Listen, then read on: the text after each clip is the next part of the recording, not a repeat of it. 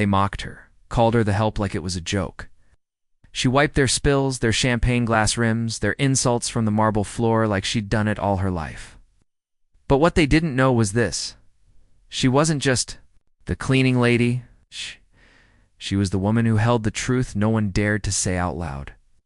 And before the night was over, before the vows, before the first dance, before the cake was even cut, she would say one name that shattered everything they.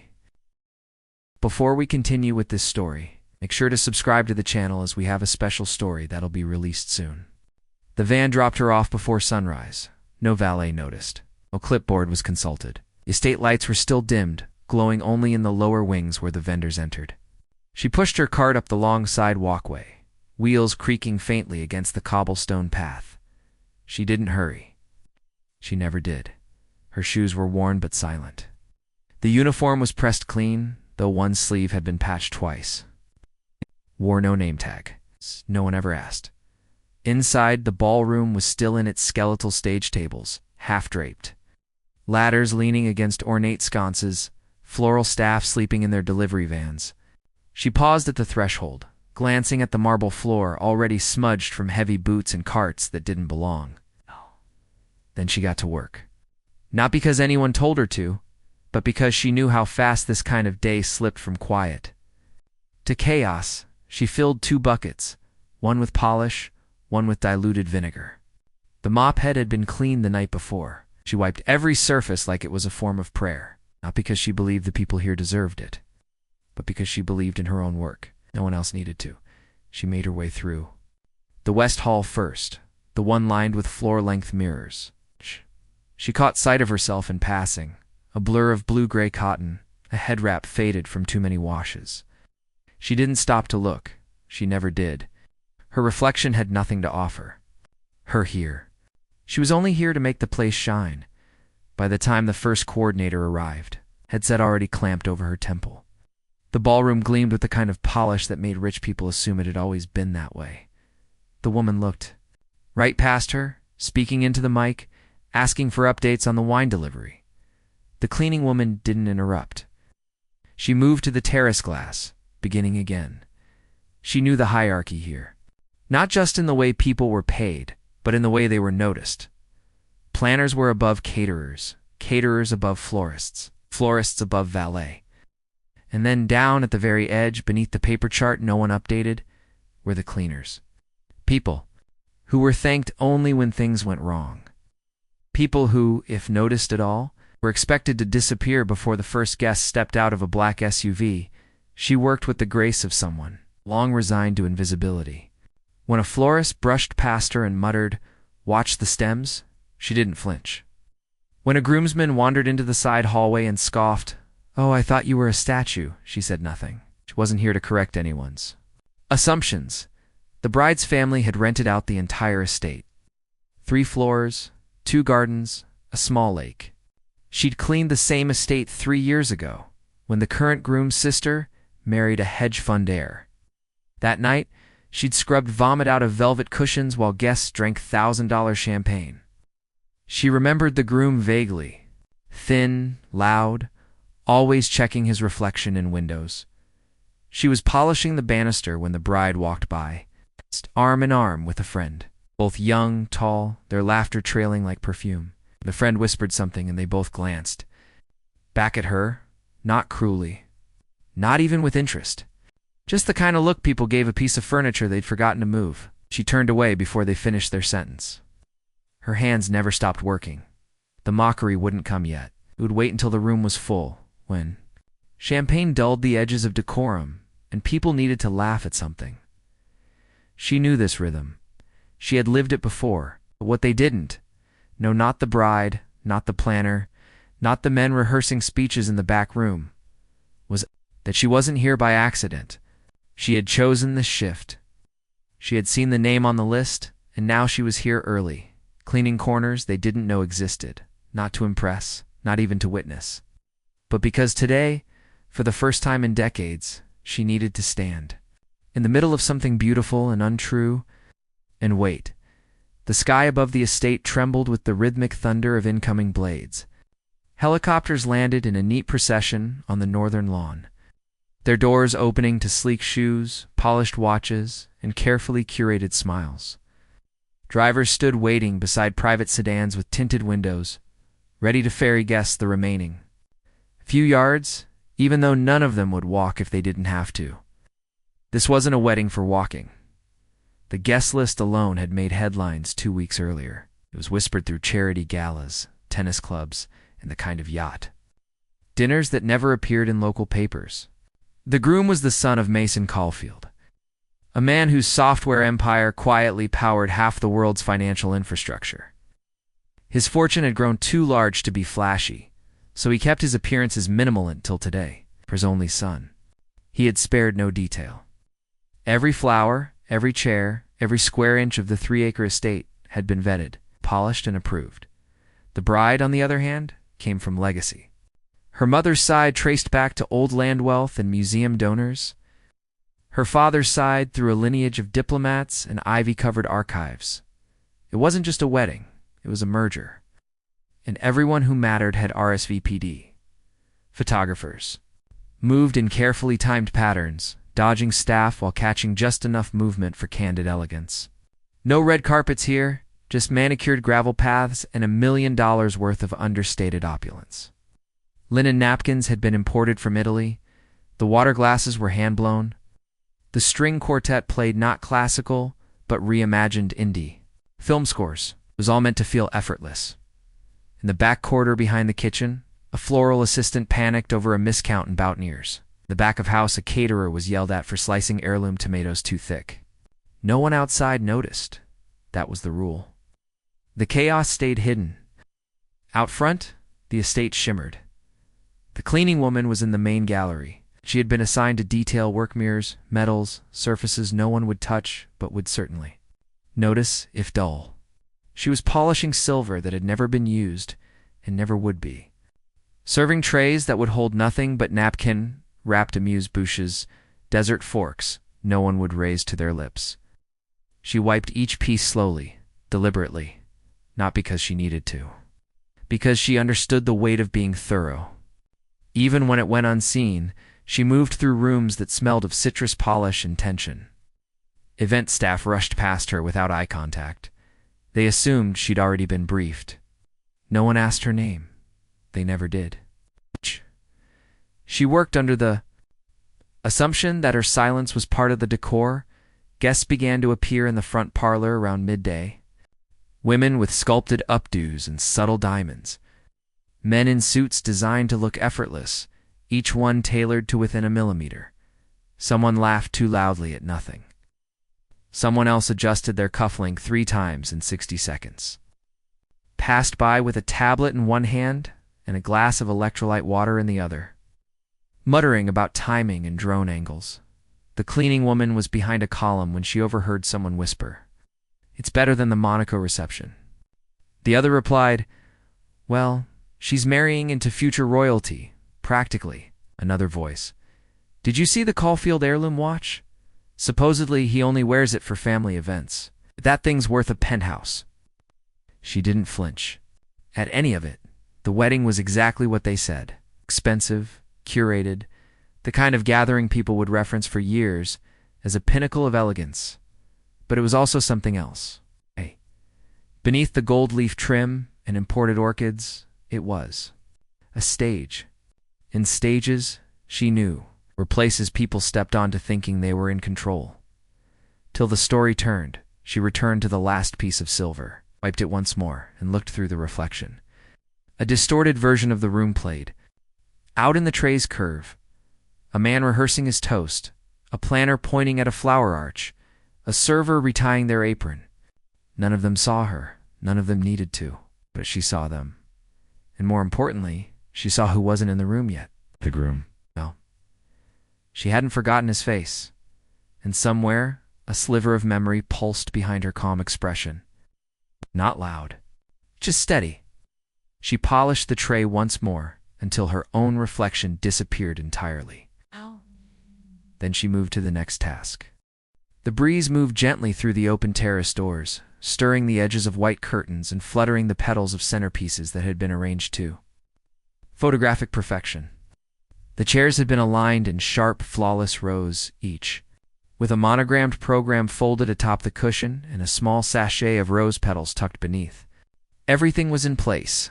Guests milled about in practiced ease, gliding from one conversation to the next, drinks in hand, laughter soft and appropriate. The cleaning woman stood near the far edge of the room, wiping down a brass door handle for the second time, though it no longer needed cleaning. She stayed in motion not because it was required, but because it was easier to remain unnoticed that way. If she stopped, people might remember she was there. She didn't want to be remembered. Yet, her uniform blended with the walls. Her movements were deliberate and contained. She did not look toward the guests, but she listened. Across the room, the bride's cousin, a woman with a laugh too wide for discretion, and a bracelet that clinked with every gesture, leaned toward her small cluster of friends. Her voice wasn't loud enough to call attention, but wasn't low enough to be private. It hovered in that practiced tone of the mildly amused elite who let the help wander near the seating. She said, as if the thought had just come to her, light and harmless. The group around her chuckled, not all at once. One of them sipped a flute of champagne before smiling. Another gave a short, dismissive laugh and immediately glanced to see who might have heard.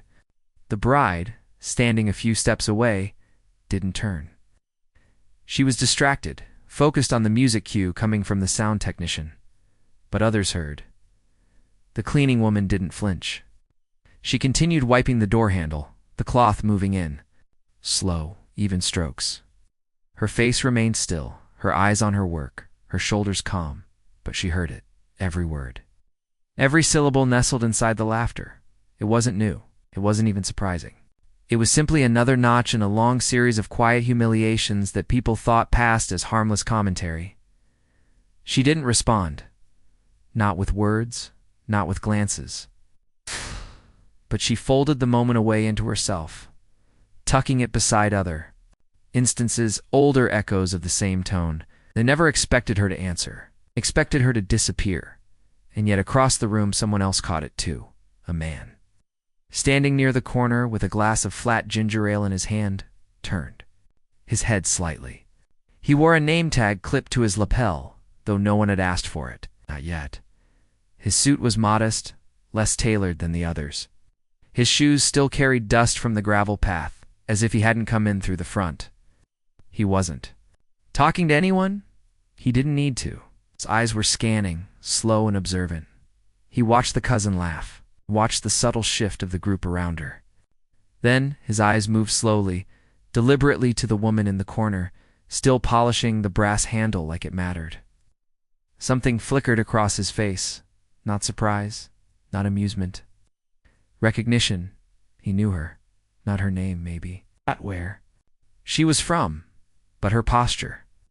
The way she moved like the air itself had instructed her to vanish.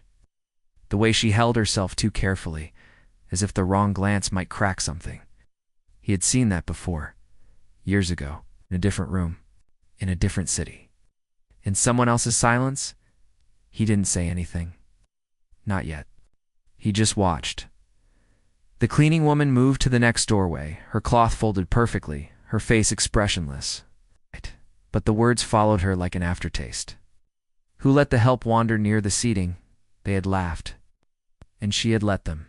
But she was counting the hours now, not because she wanted to leave, because she knew what was coming. And when it came, no one would be able to laugh over it. Not loudly, not safely. Because the truth had already entered the room. It was quiet, wearing soft shoes and a faded uniform. It didn't need a name tag. It knew exactly who it was. And so did someone else. The dress had been flown in 3 weeks ago under special handling. It's unpacked only by gloved hands, stored in a temperature-controlled room on the second floor of the estate. No one was allowed to touch it but the assigned dresser from the atelier. Oh, yes, yes. It was the kind of gown that didn't have a price tag because no one needed to ask. A blend of silk and lace, each bead hand-stitched by a team of women in Paris. The neckline measured against the bride's collarbone with the precision of a jeweler cutting stone. It had no visible designer label, not because it wasn't signed, but because its name was already known by those who mattered. On the morning of the ceremony, it was perfect. The air around it seemed as still in reverence. The room it occupied smelled of rosewater and starch. Even the bridesmaids whispered more softly in its presence, as if the fabric could absorb their voices and report back. Every piece of the day had revolved around it. It was more than a dress. It was the centerpiece. And then something changed. It began with a sharp inhale. A single sound from the bride's stylist, who dropped her clipboard and immediately bent low without explanation. A few seconds later came the rustling panic of silk being lifted, turned, examined. The bride, still in her robe, stepped forward in confusion. Another stylist leaned down, pulled the hem slightly upward, and froze. There, along the bottom edge of the gown's left panel, was a thin, deliberate streak, faint but unmistakable. A gray mark no wider than a thumb but angled across the beadwork with just enough friction to disturb the pattern. No one spoke for the first few seconds. The room simply shifted into a heavier gravity. The bride blinked, not understanding. One of her friends murmured, "Maybe it's just lint," but her voice held no real hope. They tried first to dab it. A soft cloth, distilled water. Then a whisper to a planner, who came in and crouched beside it like a medic beside a wounded soldier. The panic began to spread, quiet and fast. Was it ash? Ash. Could it have come from the transport? The garment bag? A hand someone thought was clean? Voices layered, some sharp, some defensive. The bride's face tightened. She didn't yell, not yet, but her silence was worse. She stared at the streak like it had insulted her. Then someone said, "Get housekeeping," and another person corrected them. "No, get someone who knows what they're doing." The call went out, bouncing down the hallway in fragmented urgency. That's when the cleaning woman stepped in.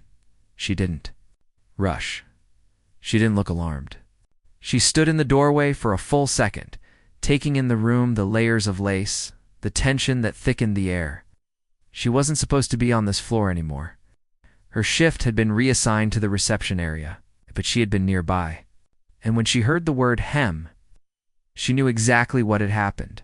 One of the stylists turned toward her immediately, already waving her away. "No," she said, "this is delicate. It's not for," but the cleaning woman raised a hand, calm and unbothered. "I didn't come to clean it." The room paused. "Just for a breath, I came to tell you what that mark is," she said. Her voice wasn't loud, but it cut clean through the layered panic. Several heads turned. She walked slowly to the edge of the rug, stopping a respectful distance from the dress. Then, still calm, she said, "That's graphite. From a wooden hanger, a cheap one, probably used while steaming." She didn't point fingers. She didn't accuse. Just stated it like a fact. Someone near the window blinked. "How do you know that?" She looked at the gown, not the bride, not the stylists. "It's just the fabric, because I've seen it before. I've done this long enough to recognize the difference between grease and pencil lead. Ow. You won't get it out by blotting. Only smear it into the beadwork." The bride finally spoke. "And what should I do?" The cleaning woman hesitated, then looked her in the eye for the first time. "You could panic. Or you could ask the person who steamed it where they got the hanger."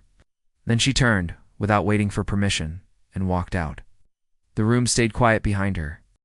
Not one of them noticed that her hands, still at her sides, trembled just slightly. Not with fear, but with the weight of finally being listened to.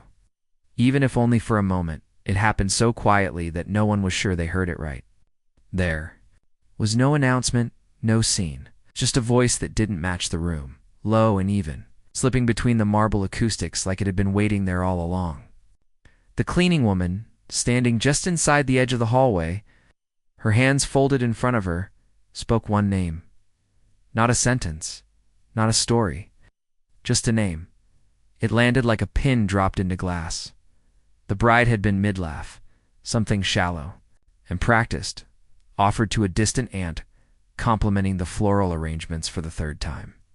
The groom was a few steps away, speaking with a family friend who had once helped secure a board seat. The air had been full of small talk and subtle performance.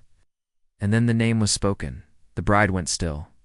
Her smile faded, not dramatically, not theatrically, just melted away like heat escaping a room. She blinked, looked toward the voice, and said nothing. Not right away. A hush crawled outward, not sudden, but certain. Conversation slowed mid-phrase. Someone paused at the champagne table, one glass mid-pour. A child's soft giggle near. The back patio stilled in the air. The name didn't belong in this house.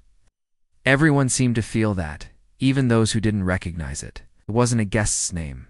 It wasn't a staff member's. It wasn't anyone listed on the program, or engraved into the wedding favors, or tagged on social media in any behind-the-scenes photo.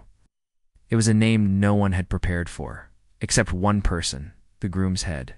Turned sharply, not curious, reactive, like something in him recognized the sound before his brain did.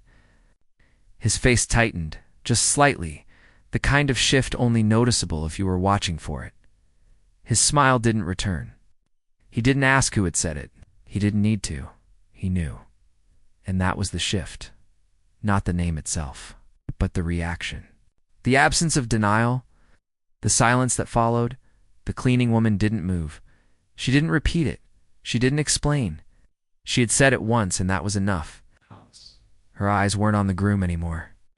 They were on the bride, and the bride was looking back. A few guests tried to fill the space with nervous chatter. A stifled joke, a too loud cough, but none of it held. The air had changed. The room, so meticulously arranged, now felt precariously balanced, as if someone had tugged a single thread and the seams were beginning to loosen. The bride stepped forward slightly. Her voice, when it came, was quiet. "What did you say?" The cleaning woman didn't answer. She didn't need to. The question wasn't really for her. It was for the man standing just 10 feet away, his spine straighter than before, his hands clasped too tightly. The bride turned to him, slow, deliberate. "Do you know that name?" He hesitated. "It's too long." That pause was louder than any answer. He didn't deny it, didn't say no, didn't pretend confusion. Ow! His mouth opened slightly, then closed again. Ah! And in that silence, the bride knew. She looked back at the cleaning woman. This time, truly looked. Not through her, not past her, at her. And what she saw wasn't just a woman in a uniform. It was something else, something unfamiliar, something uninvited.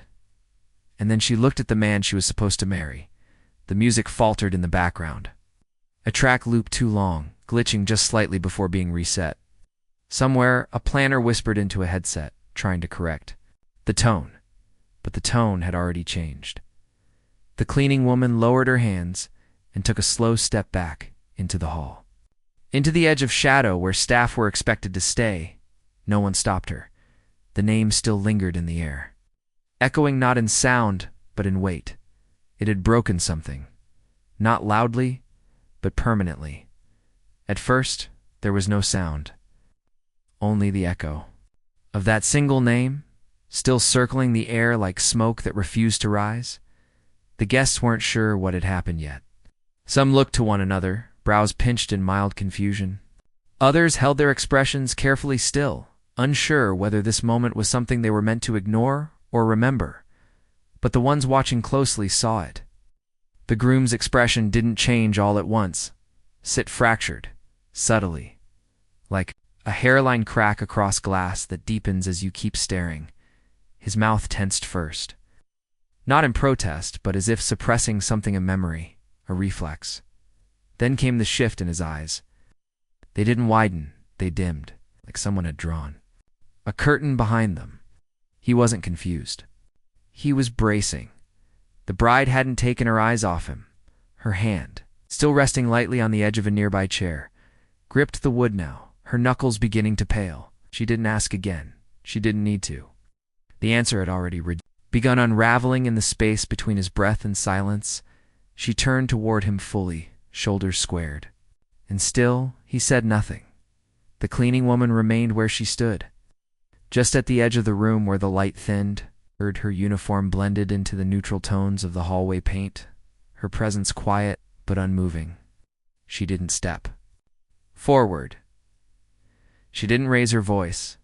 There was no accusation in her face, no triumph. She wasn't here to confront him. She was here because silence had stretched too far for too long. She had arrived in its place. He glanced toward her once. It wasn't long, barely more than a second. But in that look, everything was acknowledged. The years that had passed, the words that had never been said, the message never replied to, the choice to disappear rather than explain. He saw her not as she stood now, but as she had once been. Someone who had once trusted him with a truth that he had buried, and now truth had found its way into the room. He ran a hand across the back of his neck, the practiced gesture of a man who often deflected tension with charm, but there was no smile this time, nothing rehearsed. Just the weight of what had finally arrived. The bride's voice broke the silence. "How long have you known?" she asked. Her tone was even, but the quiet hurt threaded through each word couldn't be masked. She wasn't asking for the whole story. Not yet. She just needed to hear it, something real. Anything real. He opened his mouth, but no sound came. It was then that the illusion shattered. The image of the day, so perfectly curated, so immaculately, stage collapsed in a way only the truth could collapse it. Not like a storm, not like an explosion, but like a structure that had always been hollow. Giving in to gravity the moment someone knocked once too hard, the guests still said nothing. The planners hovered on the edge of the terrace, too uncertain to intervene. Even the string quartet had stopped playing altogether. Their bows frozen above the strings, unsure whether to restart or remain still. No one looked at the cleaning woman, not directly. But they felt her presence now. They couldn't unhear her voice. They couldn't unsee the way the groom had looked at her. The bride took one breath, then another. Her eyes did not leave his face, and he, once so composed, so practiced in every public moment, finally looked away, not toward the staff, not toward the door, but toward the floor. His shoulders slumped just slightly, as if the full weight of something long ignored had finally settled in. She didn't cry. She didn't scream, but her next words were soft and final. "I deserve to know." The cleaning woman turned then slowly, disappearing back into the hallway as quietly as she had entered. Not triumphant, not vindicated, just steady. She wasn't here for spectacle. She was here because the truth had nowhere else left to go. It was the summer before the inheritance. Long before board meetings and public filings, before anyone started attaching the word legacy to his name. He was still a student then, if only on paper, more often seen at rooftop parties than in lecture halls. His father had just made his third billion, and the family's foundation had begun to make headlines for its strategic philanthropy. He was expected to shadow the board, a phrase his father used with a mix of pride and expectation, but what he actually did was drift. Between obligations, cities, and people. That summer, the city was hot in a way that made everything feel slower. He rented a loft on the edge of the arts district, something with high ceilings and peeling paint he called character. He threw parties there, the kind without invitations. People came and went, creatives and hangers-on, models with no last names, DJs with too much gear and nowhere to be. It was chaos by design. She was not part of that world. She worked at the bookstore 2 blocks down, the one with creaky floors and handwritten labels. She wore canvas shoes and smelled faintly of tea tree oil. She didn't come to the parties. She didn't care who his father was, and that's what caught his attention. She carried herself like her time mattered, like she had something worth protecting. When she said no, she meant it. When she said yes, it was deliberate. He kept going back to the bookstore, pretending to browse. First for travel books, then poetry. Eventually he stopped pretending and asked if she wanted to walk with him. She said yes. Once it started quiet. Even then, she didn't speak much, but she listened in a way that made him say things he usually kept buried under charm.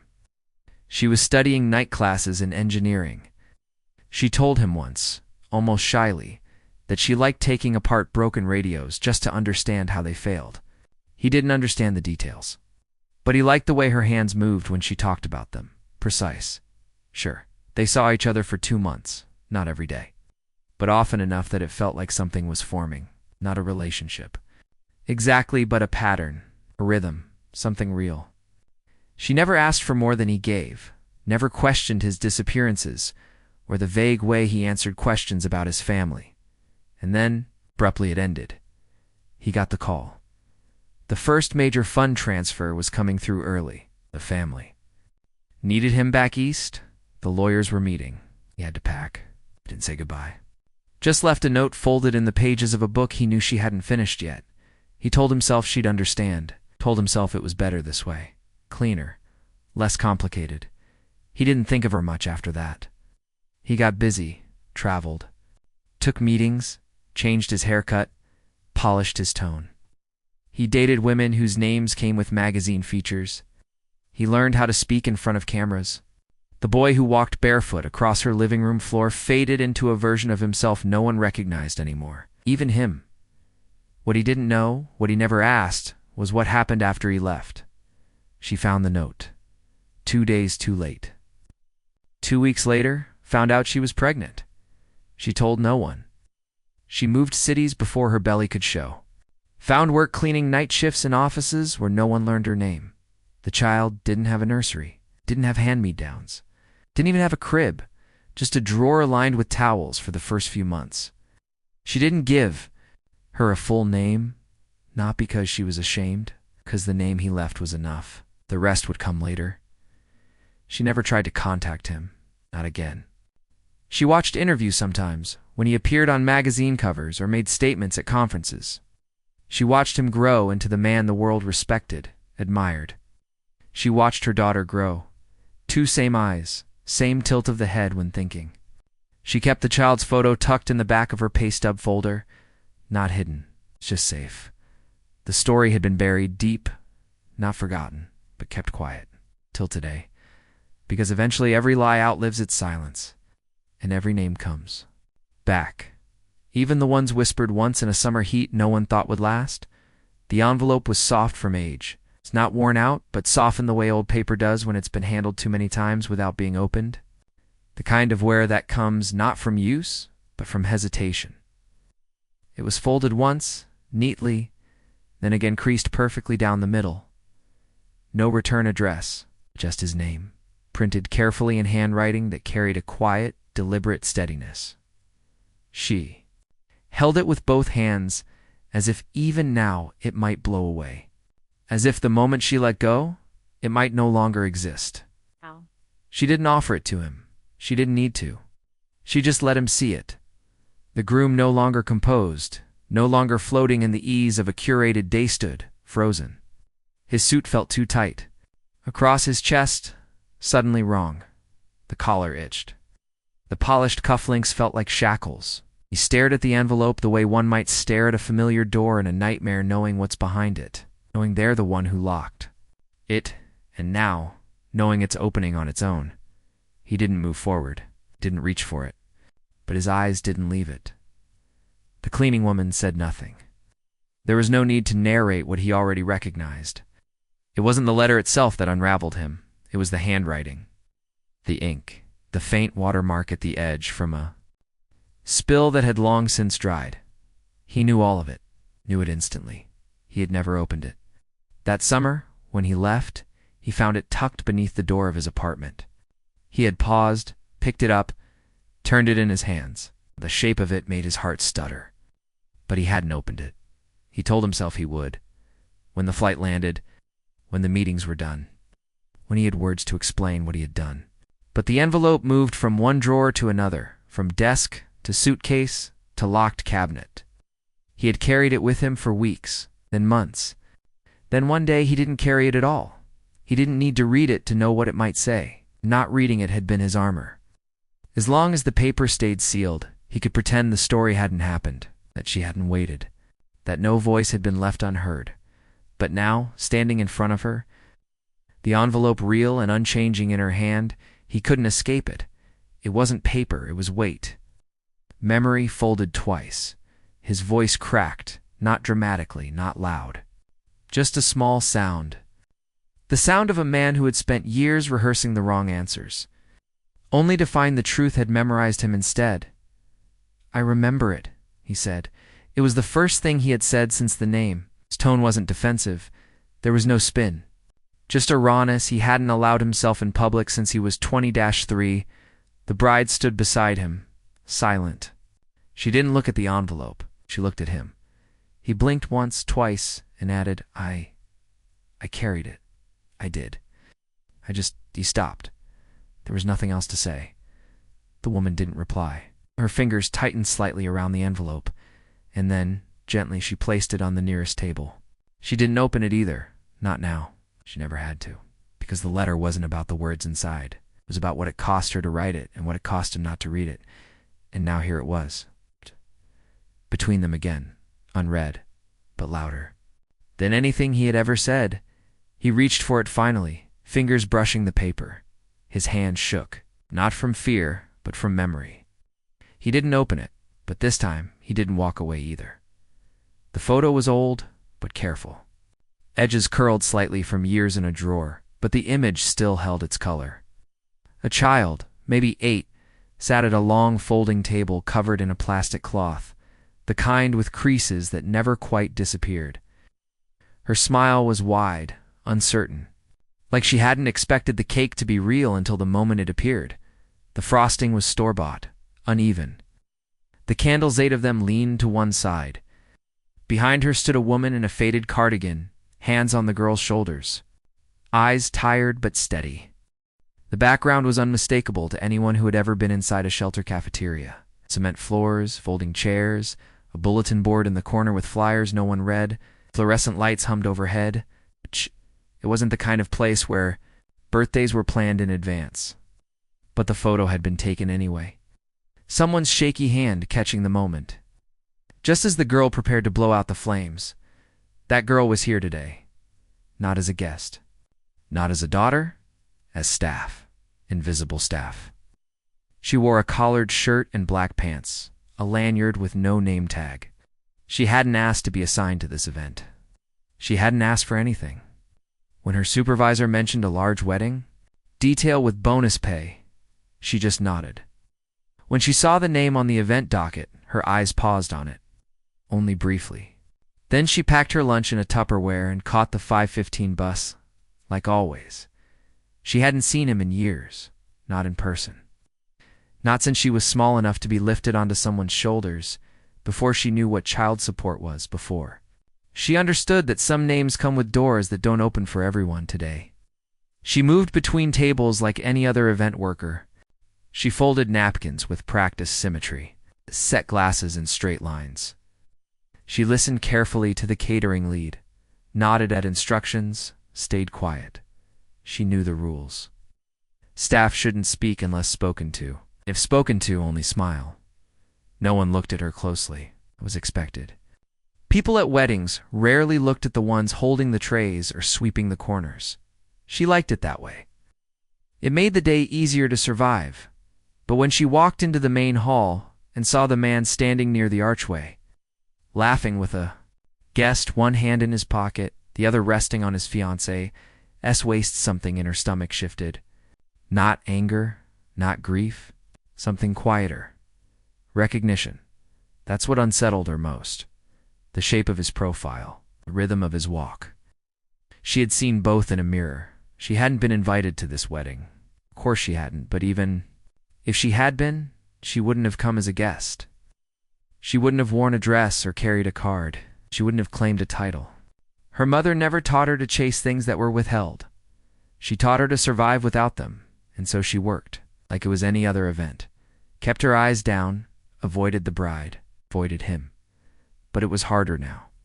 Since the name had been said, since the room had quieted, since the silence had bent in her direction, she had wondered, growing up, whether he knew, whether he'd seen the photos her mother sent only once, whether he'd remembered the letter, the folded envelope, the name she signed it with.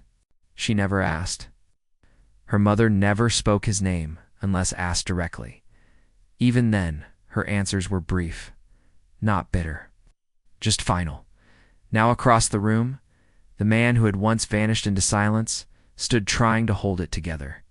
And the girl, who had once blown out candles in a cafeteria, sat behind the dessert table, gloved hands arranging cupcakes into tiers, invisible once again. Except now, someone was looking at her. Not him, not the bride, the cleaning woman, her mother, standing at the edge of the room, still and unflinching, Their eyes met only for a second. It was enough.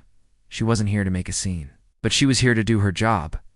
But she had arrived all the same, in the very room they never thought she'd enter, without an invitation, without permission, just presence. And sometimes that's louder than anything else. She stood in the center of the reception hall, surrounded by everything that had been built to impress. The chandelier above her glimmered with imported crystals, refracting soft golden light across the cream and blush palette of the decor. The string quartet, positioned discreetly near the staircase, had stopped mid-phrase. A violinist lowered her bow slowly, unsure if they were meant to continue. The air had grown thick and stilled. Even the ice sculpture of swan with wings arched. Midliff began to melt unnoticed, droplets forming at its beak and sliding to the tray below. The bride didn't raise her voice. She didn't pace, didn't tremble, didn't look around for support. She simply stood there, hands lightly clasped in front of her, eyes locked on the man she was supposed to marry. Her dress, still perfect, rustled faintly as she shifted her weight from one foot to the other. The silence in the room didn't feel polite anymore. It felt like waiting. She asked him the questions slowly, with no malice, no performance. Is it true? 3 words. They landed with more weight than the vows that had been rehearsed. More final than any promise exchanged. Between these walls, the guests didn't move. No one dared. A woman near the buffet table blinked, but didn't exhale. Someone else set down a glass too quietly, the soft click swallowed by the tension in the room. The groom stood a few feet away, his hand still resting on the back of a chair he had leaned against a moment earlier, before the world had shifted. He looked older now, a light on his face, so flattering earlier under the glow of approval and admiration, had changed. Now it cast sharp edges, highlighting the furrow between his brows, the stiffness in his jaw. He didn't answer right away. The question wasn't just about the cleaning woman. It wasn't about the name or the letter. It wasn't even about the child in the room. It was about who he had chosen to be. The bride's voice hadn't cracked. She hadn't broken the way people expected women to in moments like this. There were no sobs, no dramatic exit. It's just a stillness that made people uncomfortable because it left no place to hide. He tried to speak. Opened his mouth once, nothing came. Closed it, looked at her, then away, as if searching the room for something to anchor himself to. But nothing helped, not the polished tables, not the 100 guests in tailored suits, not the perfect floral arrangements that filled the air with scent and beauty. It was all useless now, because in that moment none of it mattered. Not the venue, booked 2 years in advance. Not the curated wine list. Not the string quartet's rehearsal schedule, or the monogrammed linens. The question cut through all of it. Is it true? And in asking it, she exposed what everyone else had been trying to cover. That the foundation wasn't made of love or truth. It was built from image, from silence, from a shared belief that some things didn't need to be spoken aloud if one forced them to be. But she had asked. Now it couldn't be Eunice. He looked down. His voice, when it finally came, was quieter than it had ever been. Yes. Just one word, and in its wake, everything else unraveled. The chandelier still shimmered. The string quartet still held their instruments. The swan still melted, but none of it meant anything now, because the bride in her perfect dress, standing under perfect lighting, had been given a truth so sharp it didn't bleed, it just cut clean. And the moment she heard it, she understood what the silence before it had cost. The cue was supposed to come 15 seconds after the bride reached the center of the room. The bandleader had practiced it 3 times with the coordinator, nodding. At the precise moment the lighting would shift and the melody would begin. It wasn't a loud song, just a soft instrumental overture, barely noticeable unless you were listening for it. Something elegant, timed, measured. But now they waited in the corner. Tucked behind a hedge of white roses and uplighting, the musicians held their instruments at the ready. Bows hovered above strings, fingers rested on keys. A quiet tension spread through the group, shoulders tight, eyes flicking toward the center of the room, waiting for a signal that refused to come. The planner, clipboard in hand, stood off to the side with her earpiece slightly askew, muttering, then listening, then muttering again. Nothing was coming through. The tech booth was silent. She looked toward the officiant, then toward the head of security, then toward no one at all. Her eyes were scanning, searching for something she could fix. A gap in timing, a misplaced note. But this wasn't a scheduling issue. It was something else. No one spoke it aloud, but everyone understood.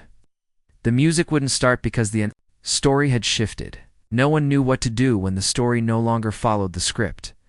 Near the back of the room, the father of the groom stood motionless, one hand on his coat button, the other hanging at his side. His posture was military straight, a habit from boardrooms and interviews. His face, however, was unreadable. Not blank. Not stunned. Just still. The stillness of a man who sees a fire starting, but knows better than to try and put it out with. Words. He had built empires with the same look on his face, had negotiated mergers, testified before committees, silenced journalists. But here in this moment, with his son standing silent in the middle of a broken fairy tale, he said nothing. Not because he had no opinion, but because he understood that anything he said would echo too loudly behind him. One of the lawyers brought in to ensure confidentiality agreements and manage the press stood with a phone in his hand, waiting. Not for a call, just for instruction. But none came. The father did not move. He did not nod. He didn't even breathe like someone preparing to speak. His silence was louder than the absence of music. Guests murmured, soft and unsure. A woman near the dessert table leaned toward her partner and whispered something that didn't require a response. A bridesmaid touched the edge of her bouquet, twisting one petal over and over between her fingers. The photographer lowered his camera slowly, sensing the way the atmosphere had turned. The bride stood at the center, no longer radiant, no longer performing joy. She was still, her hands loose at her sides, her expression unreadable. Not frozen, not numb, just resolved. The groom hadn't moved either. He looked toward his father once briefly, as if seeking a nod or instruction, anything to step into. But nothing came, and the moment passed. The planner finally walked toward the band. She didn't speak, she just gave a small shake of her head. Barely visible, the band leader nodded once. No music. In the distance, the ice swan cracked at its base. The father of the groom turned slightly. Just enough to catch the eye of his assistant. The assistant straightened, then hesitated, unsure if this was the beginning of damage control or the end of something else entirely. But the father didn't signal, didn't walk forward, just let the silence settle thick and permanent, because sometimes power is not in what you say, it's in knowing when the script no longer matters. She had always been quiet, not out of fear, but out of habit. Silence was what filled the long pauses between shifts and dinners and walks home from school. Silence lived in the corners of their one-bedroom apartment. Behind the peeling wallpaper and the crooked bookshelf her mother had rescued from a sidewalk pile, it wasn't a heavy silence, not angry or sad, just constant, predictable as a little. Girl, she used to sit on the floor of whatever place her mother was cleaning, tracing her finger along the grout lines between tiles. She would count the strokes of her mother's mop, the rhythm of it soothing in a way she couldn't explain. Her mother never complained, not once. She cleaned with the kind of focus that made her invisible to others, and somehow more solid to her daughter. In shelters, in borrowed rooms, in apartments that never stayed theirs for long, the girl learned to read the world through what people didn't say. She watched her mother leave early and return late. Watched her hands always in motion, always carrying something, a bucket, a bag of groceries, worn pair of shoes for the donation box. She watched the way her mother avoided mirrors unless necessary. Watched the way she folded their laundry with the care of someone who believed even old things deserved dignity. She didn't ask questions, not when the woman at the shelter used the phrase transition period for the third time, not when her classmates whispered about families with two parents, or when someone asked during show and tell why her drawing only had one adult in it.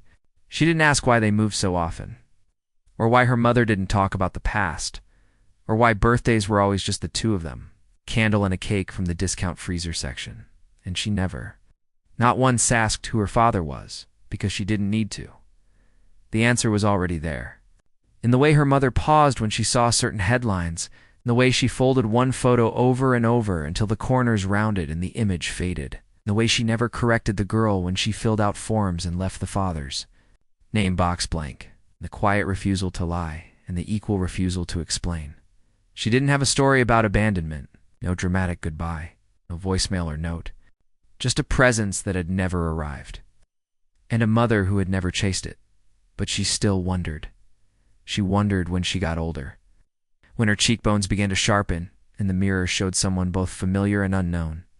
She wondered when her teacher said she had a gift for logic, or when she pulled apart her first calculator just to understand why the screen flickered.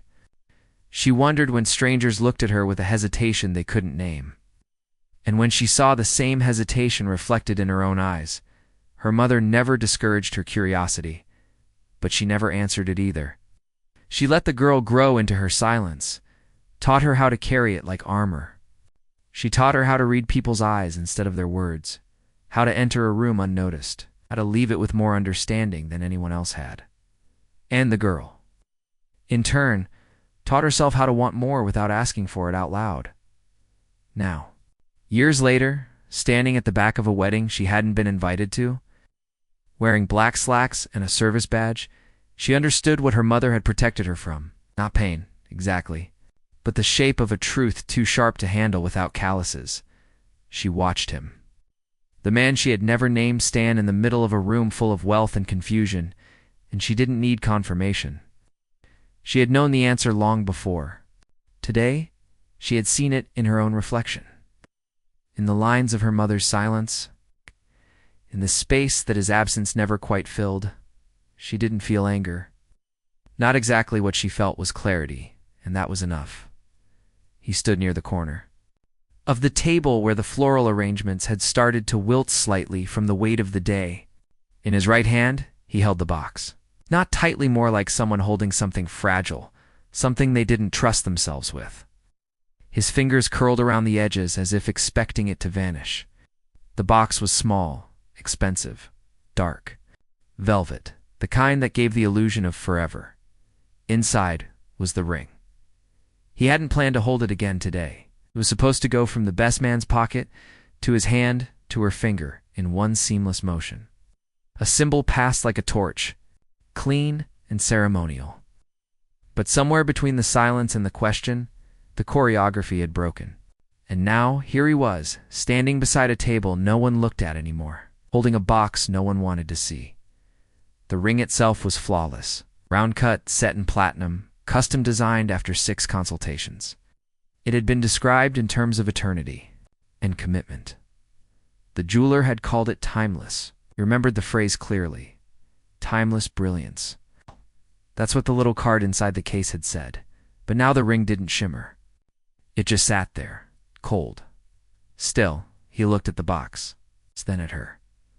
She hadn't moved from where she stood after asking the question. Her dress was still pristine, makeup still intact. But something about her posture had changed. She wasn't holding herself upright for elegance anymore. She was simply standing, solid, finished. He opened his mouth, tried again to find the beginning of the sentence he had been searching for since the letter appeared. Since the cleaning woman spoke that name, since the girl at the dessert table looked at him like she had known all along, but no words came. He stepped forward, slowly, just enough to be closer to the woman he had almost married. I didn't. She didn't turn to him. Her eyes stayed forward, and he knew, instantly, that it didn't matter what came next. The sentence would die in the air before it ever reached her. I didn't know how to come back from it. He said anyway more. To the floor, then to her. I didn't know what to do with that version of myself. She blinked once. Her jaw clenched, then loosened. He wished she would yell, say something sharp, let him feel the weight of what he had done. But instead, she gave him nothing. No reaction to lean on. No emotion to follow. Just space. Silence. It made him feel smaller than if she had screamed. He looked at the box again, tried to imagine it on her hand now after everything. He couldn't.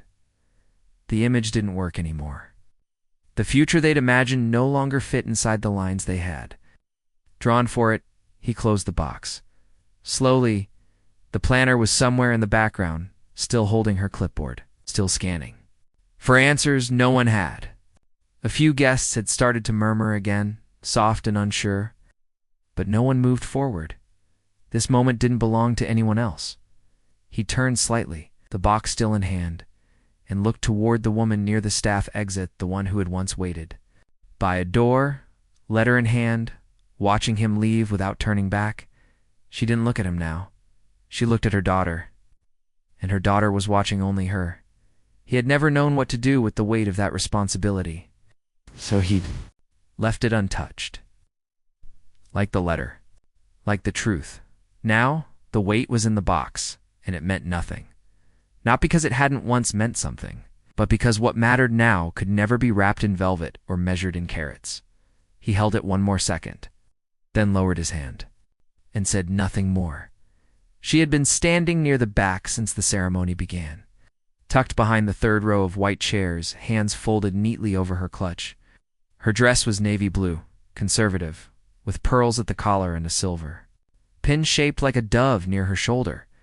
She hadn't moved much since the moment the cleaning woman stepped forward and said the name. Her eyes hadn't flickered when the bride asked her question, nor when the groom gave his answer. She had just stood there watching it all. Now, when no one else dared to speak, she took one step forward. Her voice didn't rise above the room. It didn't need to. It carried the kind of weight that made people listen because it came slowly, clearly, and without apology. I told you this would happen. It wasn't cruel. It wasn't dramatic. It was matter of fact, as if she were stating the temperature or noting a change in the weather. And the room turned, some with confusion, others with recognition. The groom looked at her. His face was pale. He didn't speak. I told you, she repeated, when she showed up at the house that summer.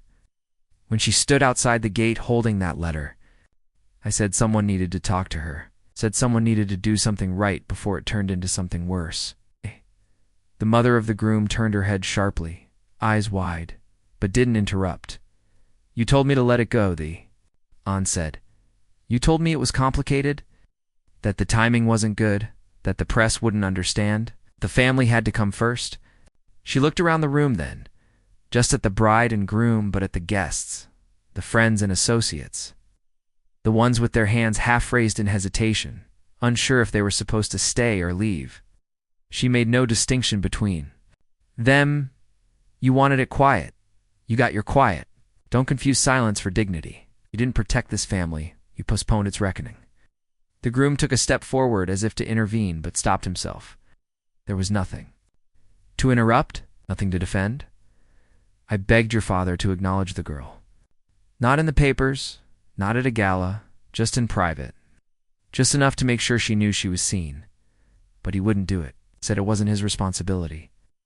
Her gaze moved to the father of the groom, who had remained still, stone-faced, arms crossed. He did not reply. Silence was a choice, she said, her voice a shade quieter now.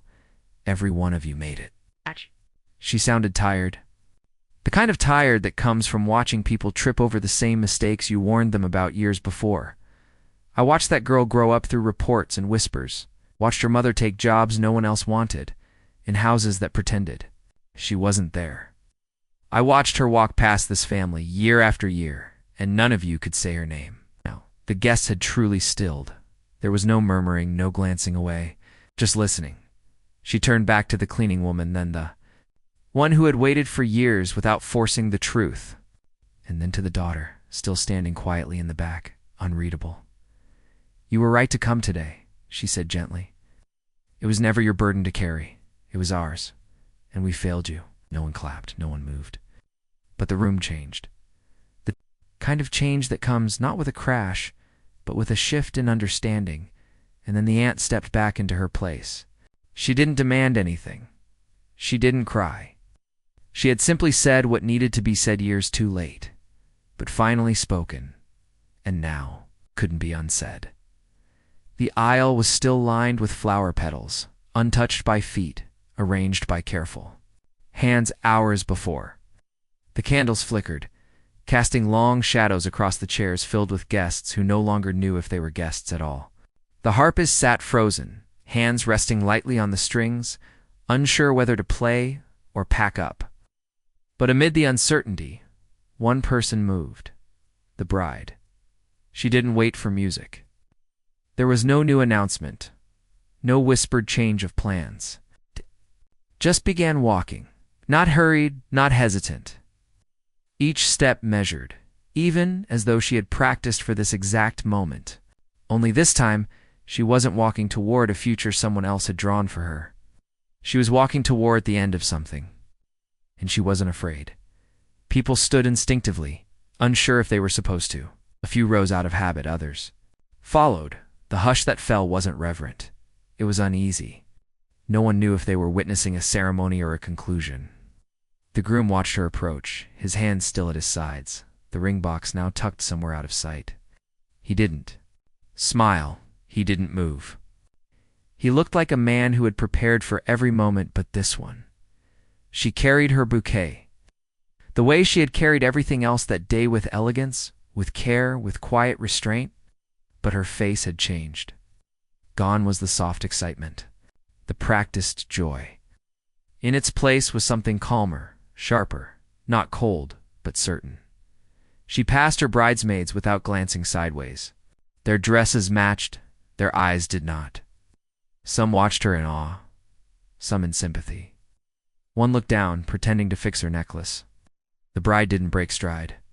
When she reached the altar, she paused, not dramatically, not for effect, but simply to take in the moment. It's a place where she would have said yes. It's a place where families would have been joined, papers signed, promises made. Now it was just a patch of floor beneath her shoes, a boundary she had chosen not to cross.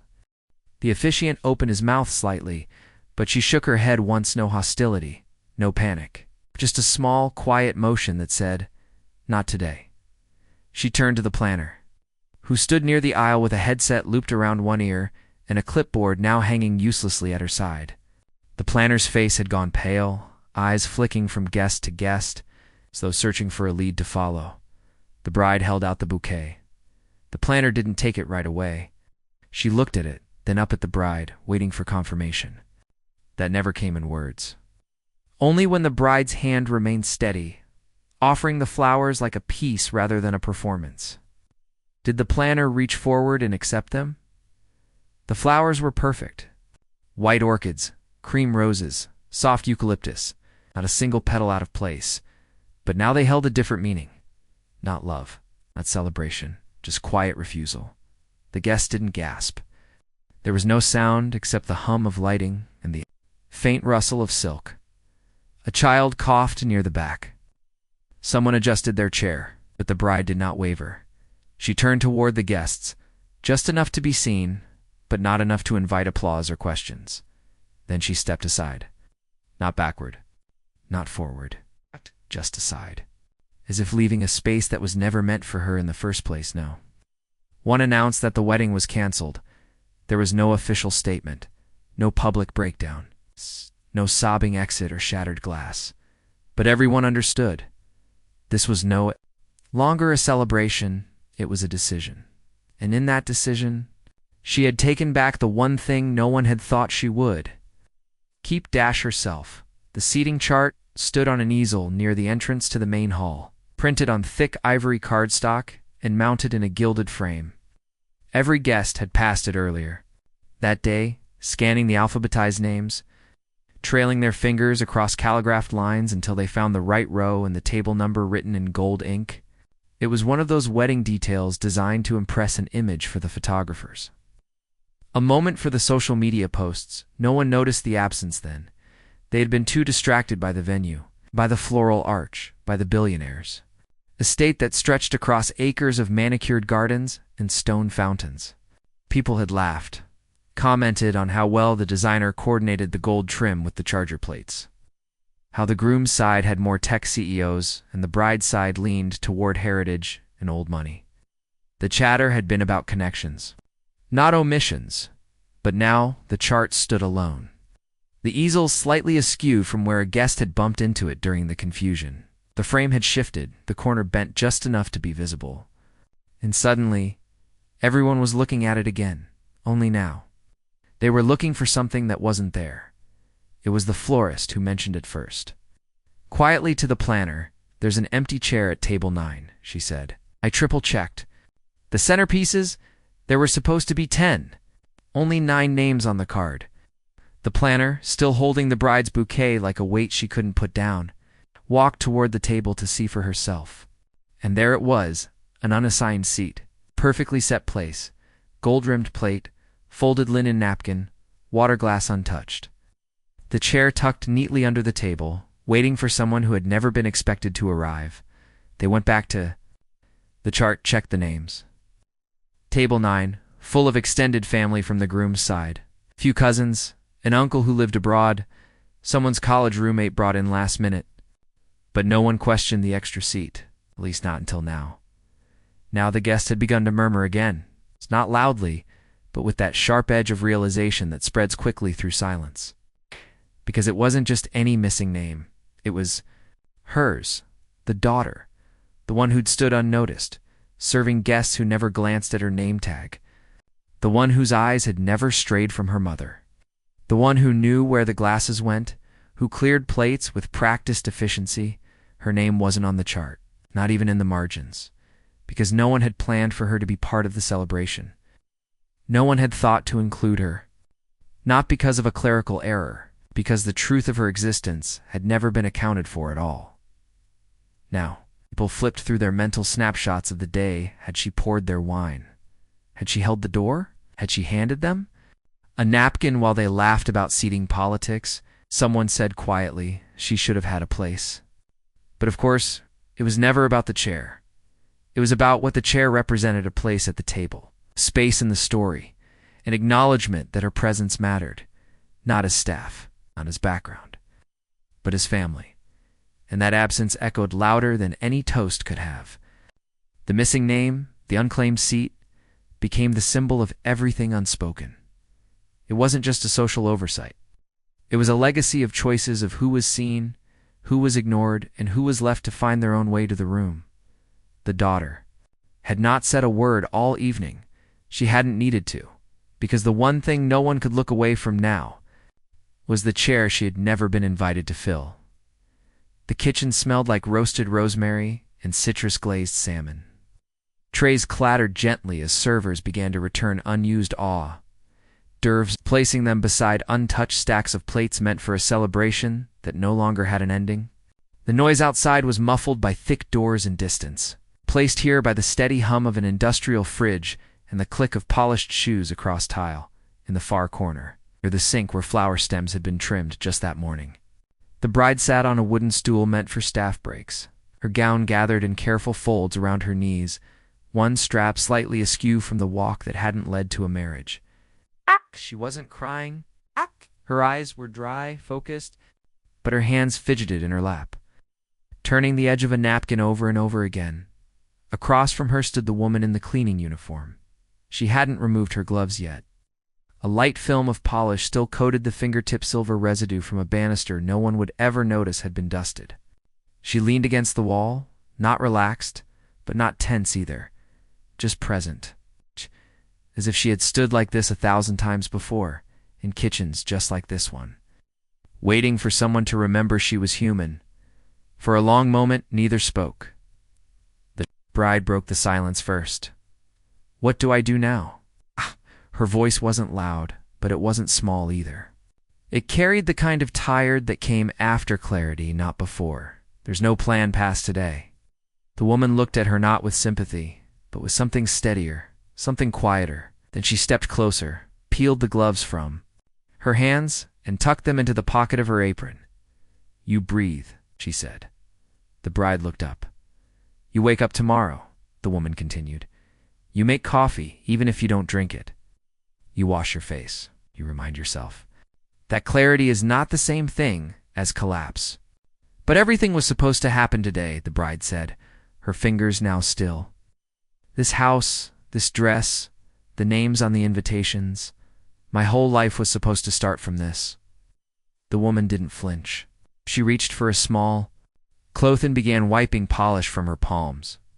"Maybe," she said, "or maybe it started today in a different way." The bride looked down at the napkin in her hands. I wasn't ready for this. No one ever is, the woman replied. There was no resentment in her tone. No, I told you so. Just memory. Years of it. When I was your age, she said, I thought the first man who said he loved me would protect me. He didn't. And I thought if I stayed quiet long enough, maybe the world would let me back into it. The bride's eyes softened. But the world doesn't give you a seat, she said. You have to build your own. Nail it together. Sit down like you belong, even if no one claps. The bride looked at her, studied the worn lines of her face, the calm in her voice.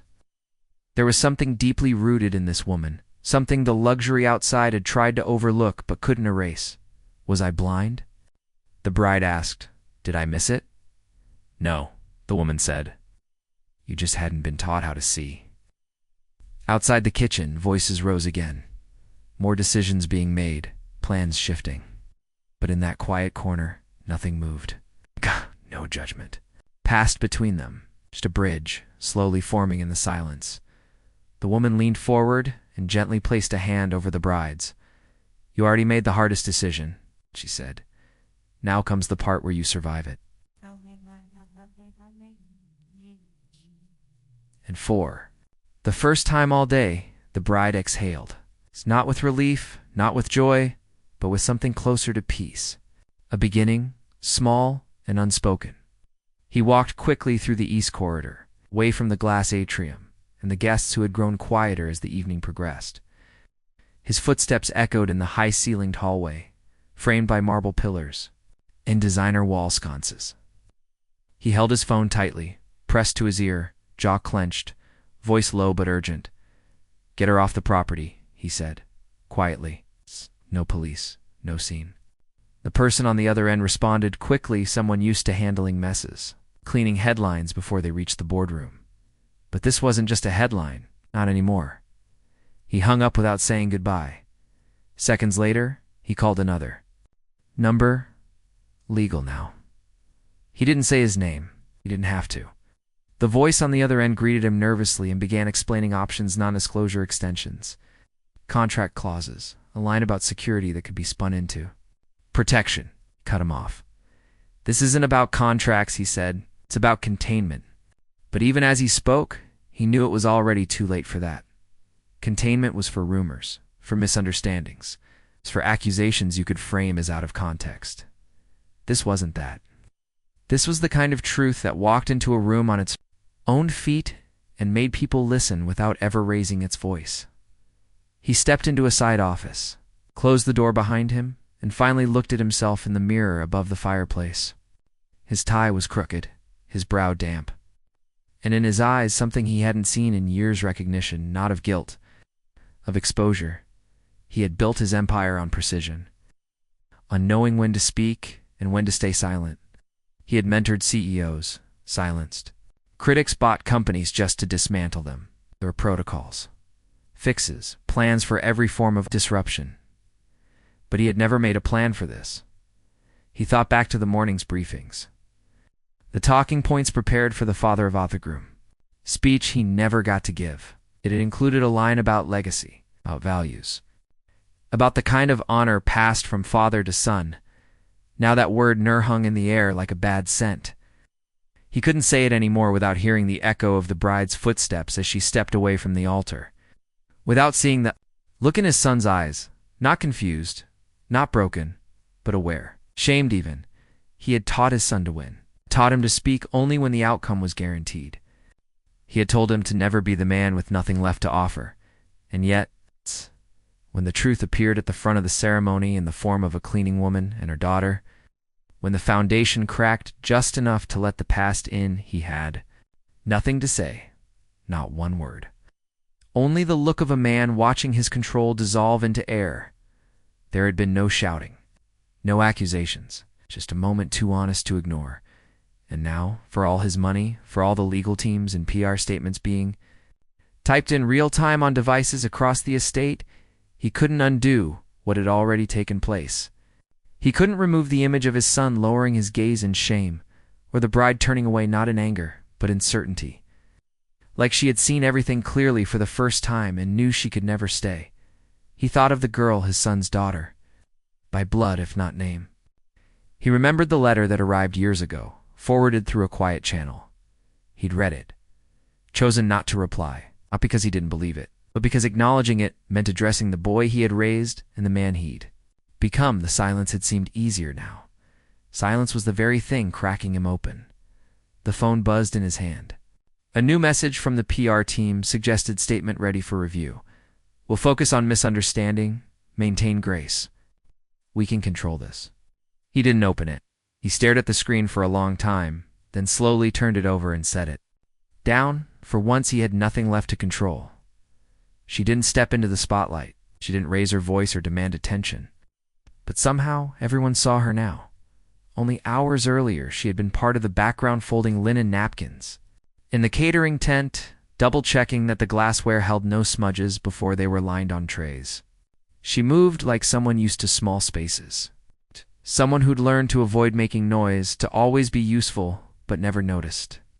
She'd worn the standard black of the waitstaff, hair tied back, posture attentive. Guests hadn't asked her name. They'd handed her glasses without eye contact, murmured thank you without looking up. She had accepted it, until she didn't have to. Now she stood beside her mother in the wide hall that led to the rear terrace. Her uniform hadn't changed. Her hair was still up. But everything else had. People walked slower when they passed her now. Some stopped entirely.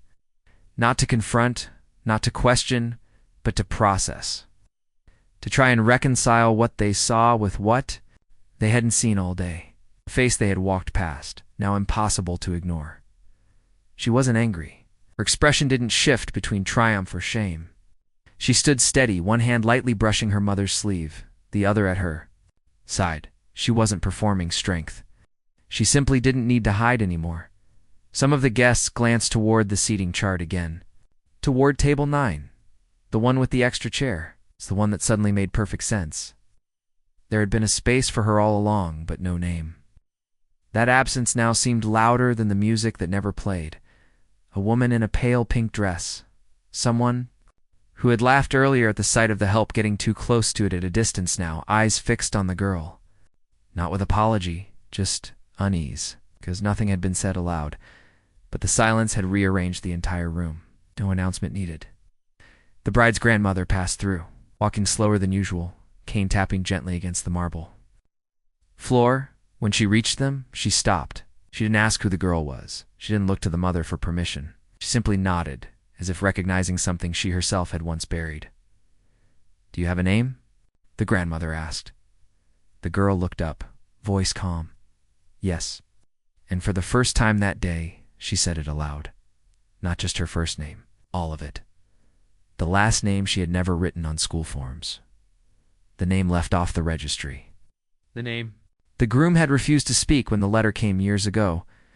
She said it now. And no one interrupted. Her mother didn't smile. But her shoulders eased, just slightly, like something she'd carried alone had shifted, shared now between them. One of the servers paused as he passed, recognition flickering across his face. He gave the girl a nod. It's not the kind meant to reassure, but the kind that acknowledged. He saw her. She had been here all day. Wiping fingerprints from glasses, fetching bottled water for vendors, stepping aside for guests rushing past her with designer shoes and curated conversations. Ow. And now she stood still. Not because she demanded to, but because there was nowhere else she needed to be. Somewhere near the exit, someone asked, "Why didn't anyone tell us?" Another answered, "They did. We just didn't listen." But the girl didn't wait for their reckoning. She had no speech to give, no anger to release. She just stood next to the woman who raised her. The woman who had folded linens, swept floors, kept her head down for years. Who had waited until the day came when her daughter didn't have to. The daughter who used to blend in had now become the line that could not be erased. By the time the sun began to dip behind the west hedges, the estate grounds had quieted. Laughter had faded into silence. No more speeches, no music. The orchestra had packed up their instruments hours ago, vanishing into unmarked vans without a final note played. The last of the champagne glasses stood abandoned near the fountain, lipstick smudged and still half full. Beneath the great tent, where a meal was never served, the linens had begun to sag with the late humidity, their starch surrendering to the weight of still air. The guests left in waves, some with murmured excuses, others with tight-lipped expressions that hinted at boardroom damage control already spinning into motion. A few looked back as they stepped into waiting cars, casting glances at the estate as if trying to make sense of what had just unfolded. But there was no headline version of this, no social post that could neatly contain it. The bride did not return to her suite. The groom stayed in a locked office somewhere on the second floor. The ring box still untouched on the desk, the room silent but for the faint buzz of his father's. Phone calls echoing down the hall. Near the back terrace, 2 women remained. The cleaning woman, whose name few had known before today, and the daughter whose presence had redrawn the boundaries of the entire gathering. They didn't speak much. There was nothing more that needed to be said. They simply stood there watching. The last crates of orchids being loaded into a florist's van, petals trembling slightly in the wind. Earlier, a planner had tried to regroup, suggested moving the reception indoors. "It doesn't have to end this way," she had whispered, but no one had responded. Because in truth it hadn't ended. It had simply become something else. It wasn't a wedding anymore. It was a reckoning, eh?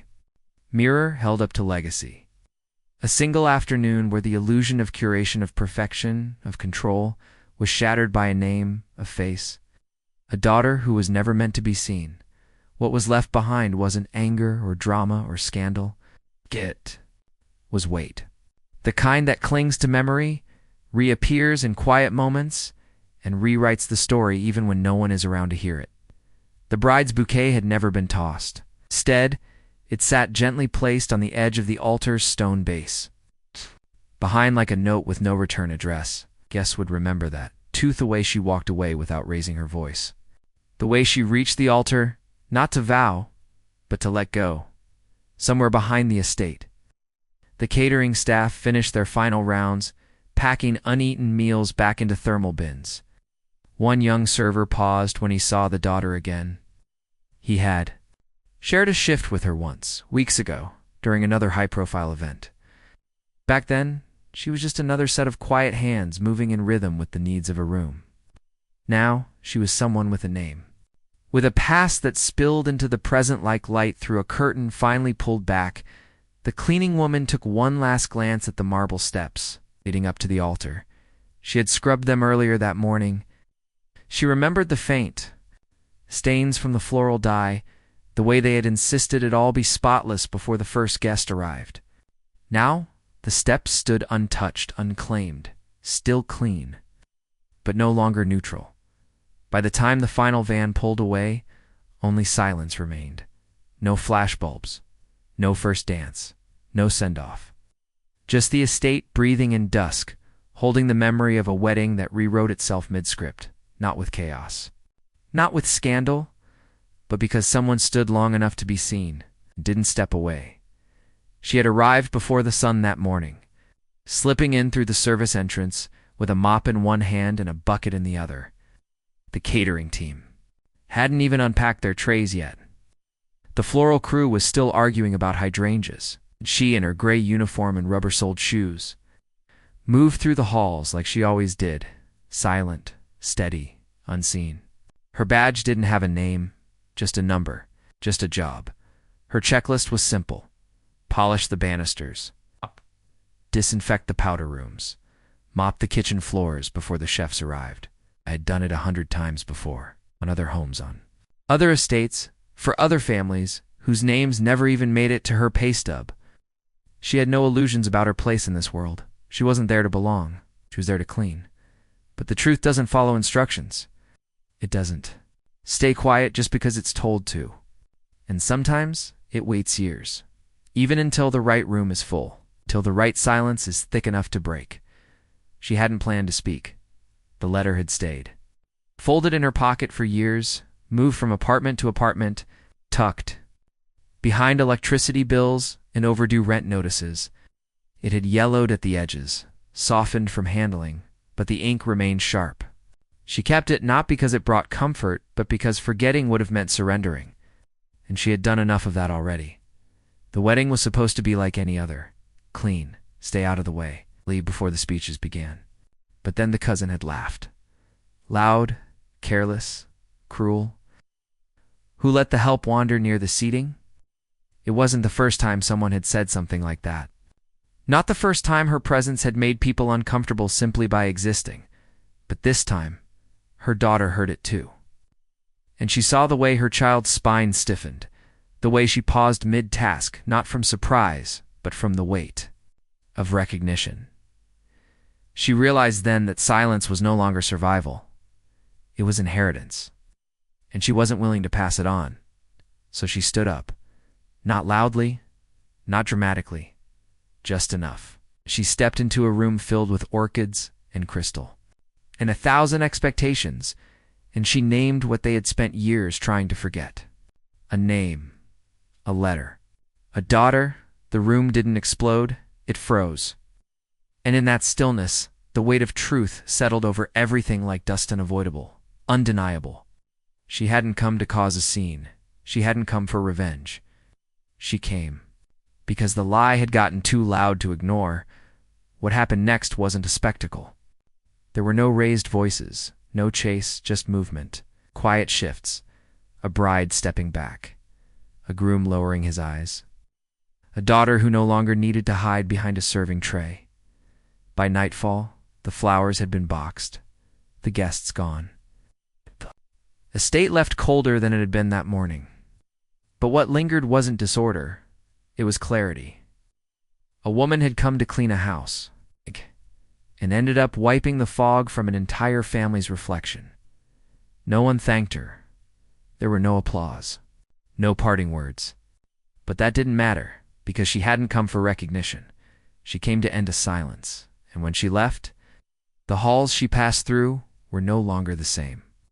Not because the floors were polished, but because someone finally saw her reflection in them.